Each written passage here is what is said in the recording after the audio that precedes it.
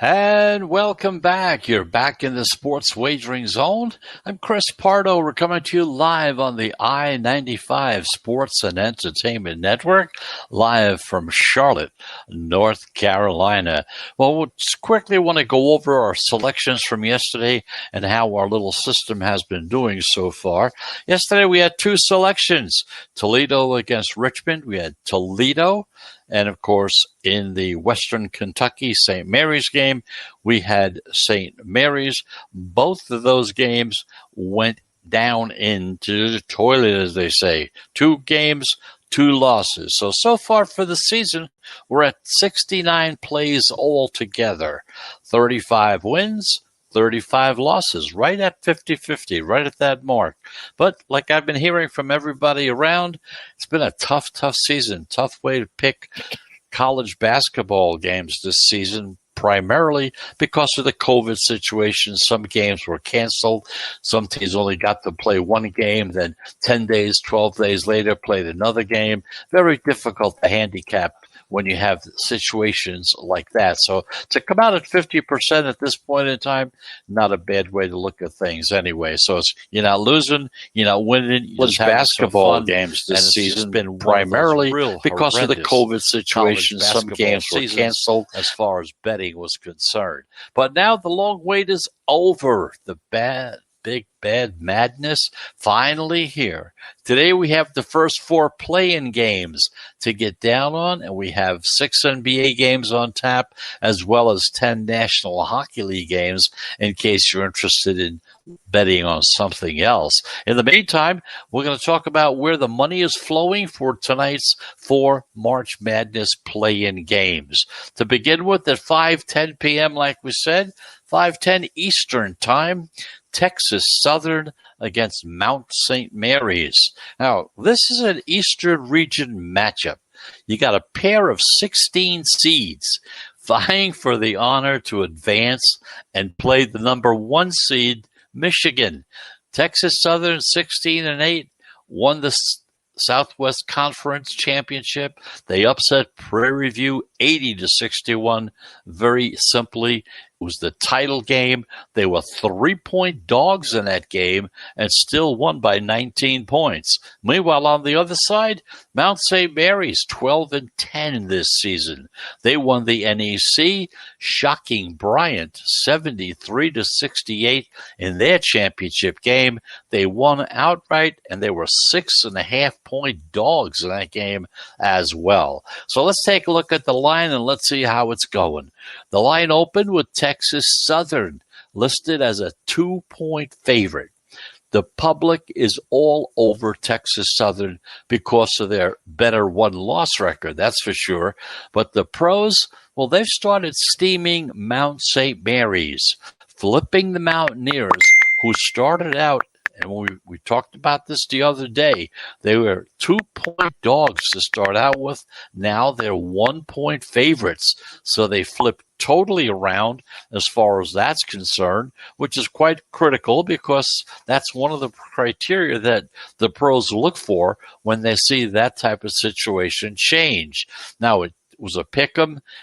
They were down to being a 1-point favorite. Some of the houses even have them now at 1.5-point favorites. That's Mount St. Mary's. Now, this is a sharp reverse line movement, and it signals what we call going from a dog to a totally around as far as that's concerned, which is quite critical because that's one of the criteria. He is. We talked about him yesterday. He has Mount St. Mary's winning by 1 point.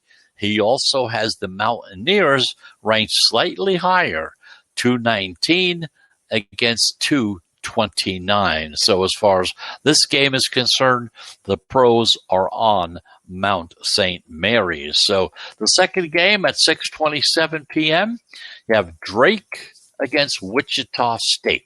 Now, this is a Western region game. You got a pair of 11 seeds, once again, looking to advance, and they're going to face the number 6 seed, University of Southern California, in round 64. Okay, Drake was 25-4. They reached the MVC championship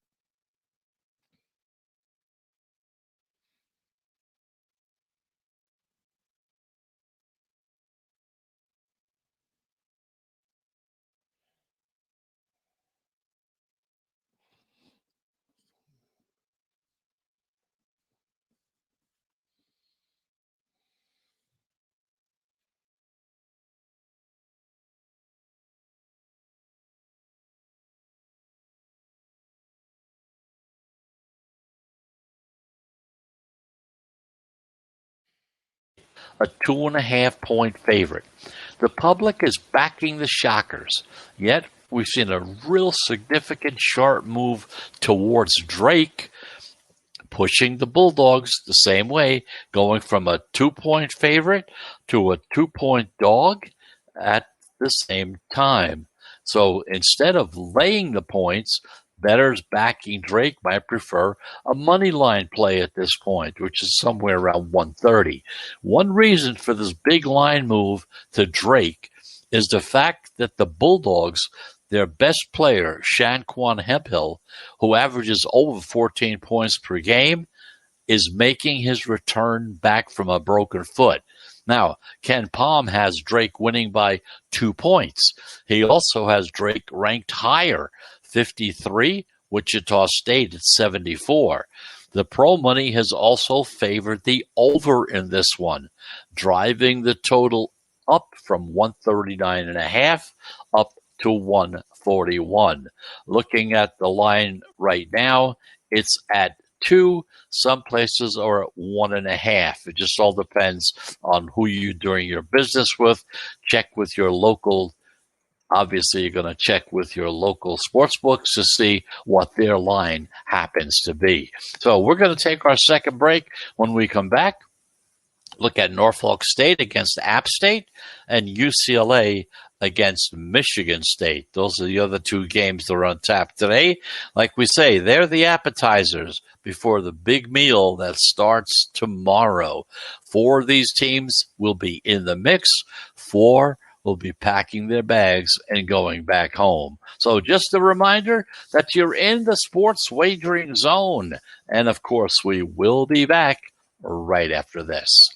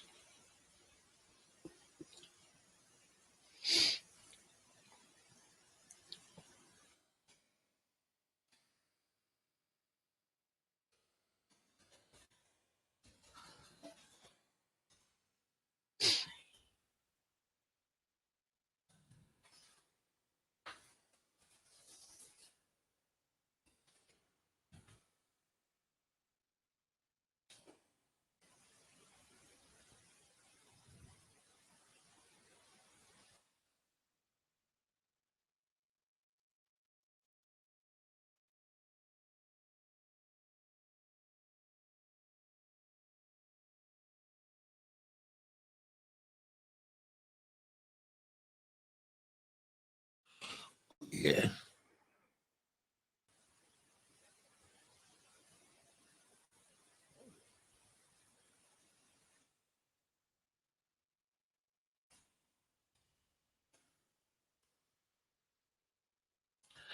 And welcome back. We're back in the sports wagering zone. I'm Chris Pardo, coming to you live from Charlotte, North Carolina, right here on the I-95 Sports and Entertainment Network, as well as most of your primary platforms for podcasting, such as Apple Podcasts, Amazon Music, Spotify, you name it. We're on most of the major platforms. In the meantime, looking at the 4 games on tap for tonight.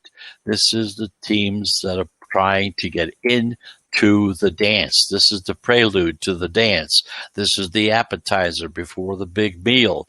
The 2 games we talked about so far, Texas Southern against Mount St. Mary's. That's a 5:10 p.m. Eastern time game, about less than an hour away. And in that game, the pros are on Mount St. Mary's. At 6:27, you have Drake against Wichita State. In this particular game, the pros are on Drake. Meanwhile, at 8:40, Norfolk State against App State, up from North Carolina. This Western Division match, which happens to be a grudge match, by the way, features a pair of 16 seeds. Like always, they're looking to face Gonzaga in the next round. Whoever wins this game gets the number one seed in the entire country. Norfolk State, 17-11, is riding a 7-game winning streak, and they just beat Morgan State 71-63, where they captured the MEAC title. They covered in that game. They were 2.5-point favorites. Now they face App State, 17-11 for the season. They have 4 straight and won 4 straight, and they're coming off an upset over Georgia State, 80-73 in the Sun Belt Championship game. They won outright. They were 7-point dogs in that game and won outright. This line opened with App State listed as a consensus 3-point favorite. Now, some shops even opened up closer to App State at -1.5 as 1.5-point favorites. Now,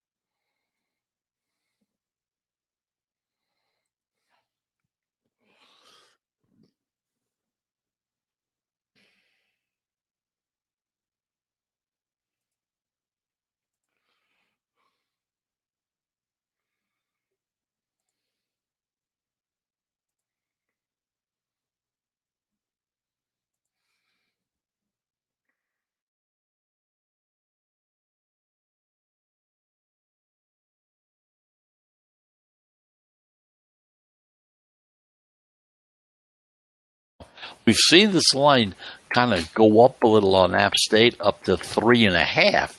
What this means is there's some support for BYU in round 64. UCLA was 17-9. They finished their season on a downward type of note. They dropped their last 4 games, losing to Oregon State 83-79 in the Pac-12 quarterfinals. That game didn't go straight up. They were 5.5-point favorites in that particular game.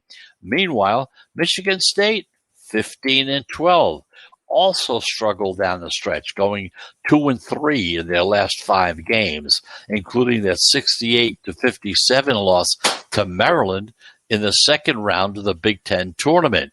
Now, they didn't cover because they were 1.5-point dogs in that particular game.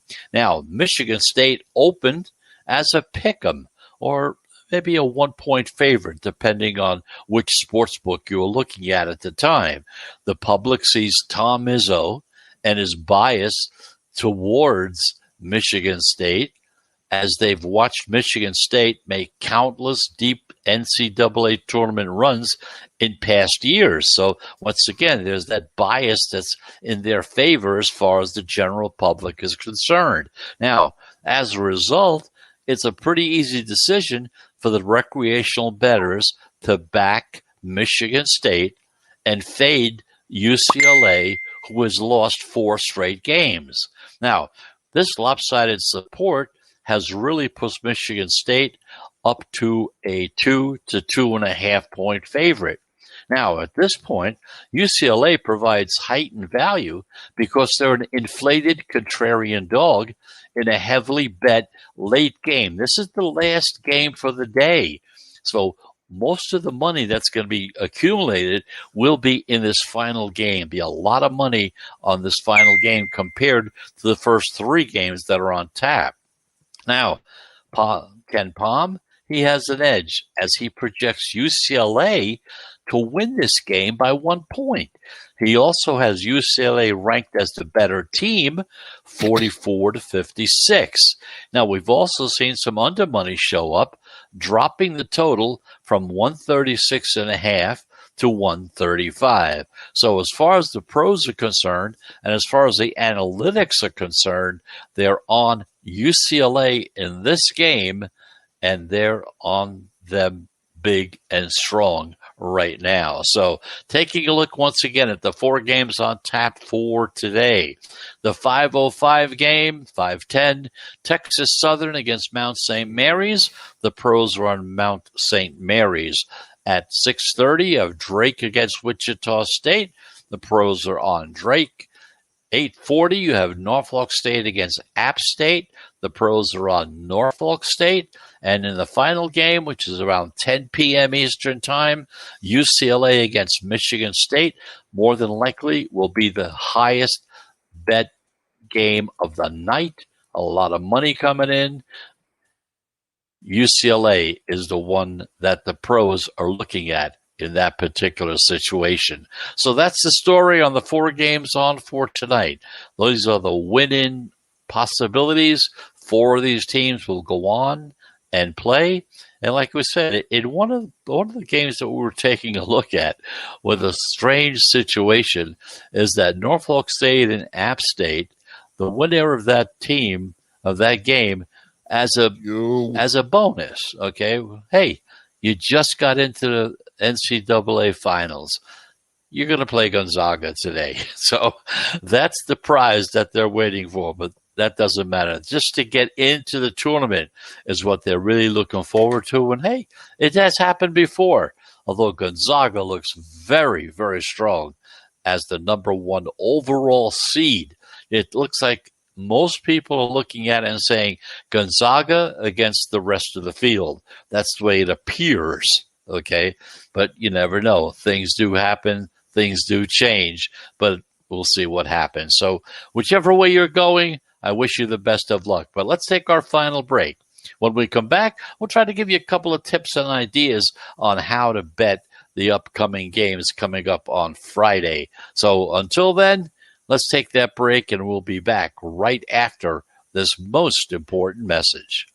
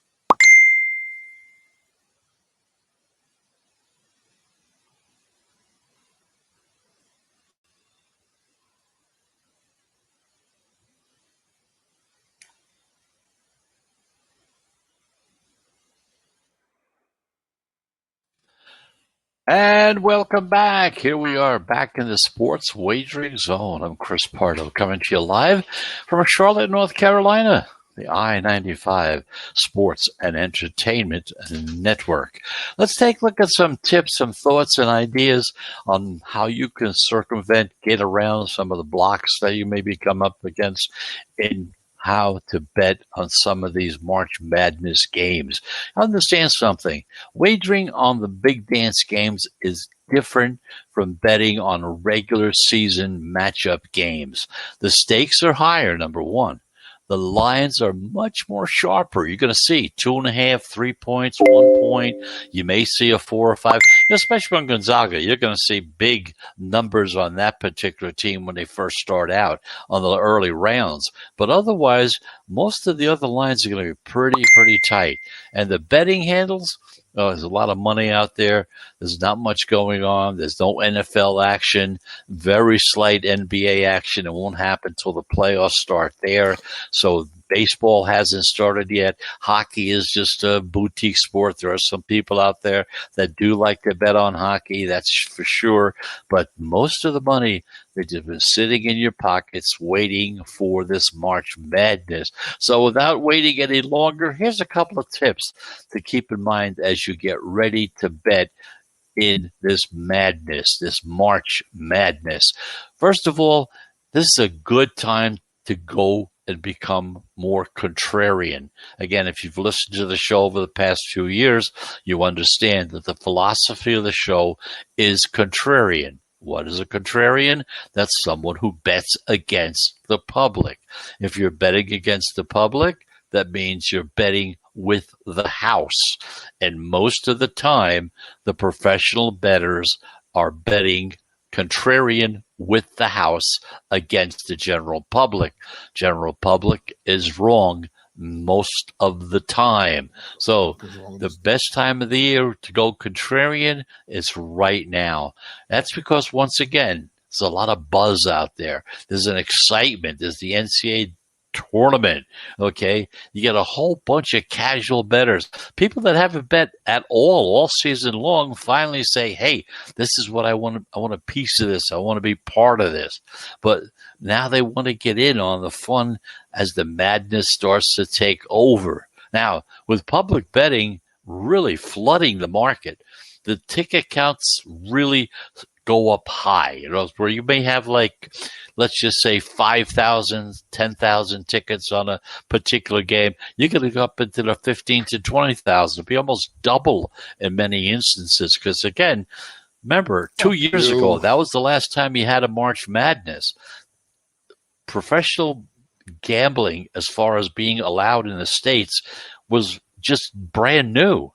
This is it. They've had 2 years now. 25 states are now involved in legalized sports betting. That's a lot of new bettors coming into the system. This means the market's saturated. You got a lot of public bias going on. And whenever that happens, you have more value as a contrarian. Understand something. The sports books are well aware of this, and they've known this for decades. They have fed into this system. They know that the general public loves favorites. They love to bet home teams. They love to bet teams that score a lot of points, whether it's baseball, football, or whatever. They lean in those directions. They have more biases. In other words, if you live in Michigan, you're more than likely going to be a Michigan State or a Michigan supporter. So that's going to change the numbers there. You know how the people in Ohio feel about the Ohio State University. You know that's going to get a lot of action as well. So those are the things that all of these sports books take into consideration. They've been following this for decades. They know that this is the way most of the general public looks at betting. And with all this influx of new bettors, you know that there's going to be a lot more money going on to the favorites, onto the teams with the better records and things of all that nature, because they'll certainly gravitate toward these higher ranked teams. They like the big name schools. They like the teams that have star players. And they always look and say, hey, this team's got a better record than that one, so they got to be better. Okay. So because of that, contrarian bettors, you should really start looking at the underdogs. Now, it's not going to be perfect. It's not 100% anywhere, but it's a good idea during the March Madness to start looking at the dogs, just to see how they look. Just give them a look. Maybe you may like them, maybe not. You may still be leaning in another direction. That's up to you. But at least give them that glance. Give them an idea. See what you might be wanting to do. There's also that element of madness at play, which makes the underdogs more valuable because, upsets, and you've been following it for a few years, are more prevalent than in the regular season games. Upsets are big when it comes to the tournament. The other thing you want to look for those inflated lines, because when you're betting on an underdog, you focus on the most unpopular dogs of the day. Now, they often provide the best value. Also, look for those inflated lines. What I mean by this is the public is so heavy on one side that the line moves, and you can buy low on a dog getting what we call free points. And here's an example. Let me tell you. Let's say a favorite opens at 2.5. The lopsided action moves the line up to 4.5. Now, there isn't much value to laying the points at a favorite of 4.5. So since you're late to the party, even though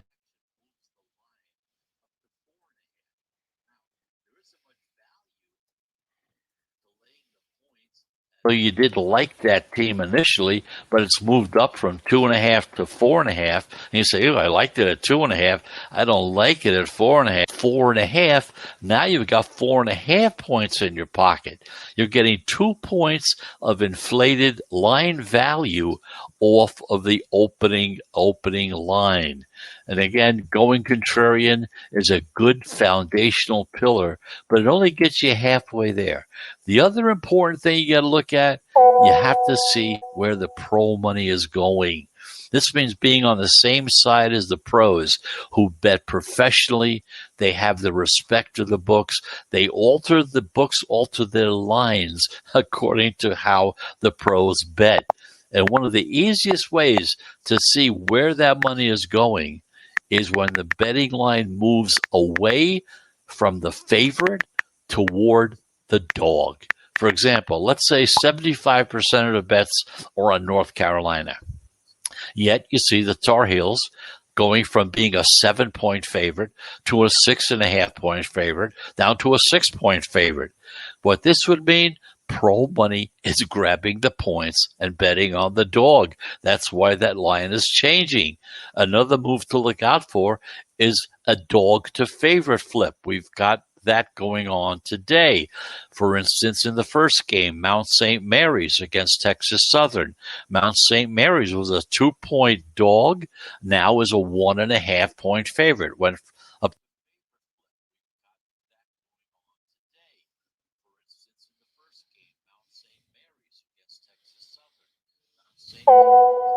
to a pick, to a 1-point favorite, to a 1.5-point favorite. Drake also started out as a 2-point dog, went to a 1.5 to a 1-point dog. They're now a 2-point dog. So this is significant. I like to look at these money lines and kind of see where they're going, because they're the ones that tell you where the big money, where the pro money is going. Now, are they right 100% of the time? Of course not. They're right maybe 62, 63% of the time, tops, maybe even 65 on certain given days.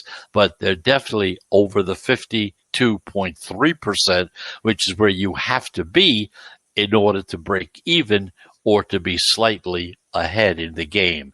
So just for a quick look here, let's see where we're going with the lines as far as the lines are concerned. Taking a look at the latest lines, and again, we're talking about Las Vegas numbers here.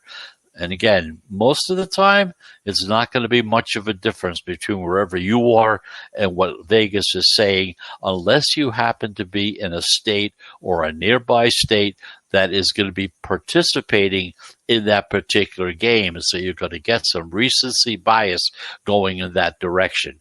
Now, the first game, Mount St. Mary's against Texas Southern, we're seeing that Mount St. Mary's is a 1 to a 1.5-point dog at most of the houses, and the over-under is at 133 to 133.5. Meanwhile, Drake at Wichita State, we're showing Drake as a 2 to a 2.5-point favorite, and right now, most of the houses are at 2.5. The over-under is 140.5 to 141.5 in some of the houses. But it looks like there's more and more going to 2.5 on Drake so far. The other game, Norfolk State against App State. Again, it started out as a pick 'em. It is now a 3.5-point favorite for App State. It's 3.5 across the board. The over-under is 133 to 133.5, almost across the board at 133. Then finally, UCLA against Michigan State. Started out as Michigan State being a 1.5-point favorite, is now a 2-point favorite across the board, although I see one of the houses has bumped up to 2.5. So, but is predominantly a 2-point favorite for Michigan State. UCLA is a 2-point dog, obviously. So the over-under started out at 138.5, has now dropped down to some houses to 133.5.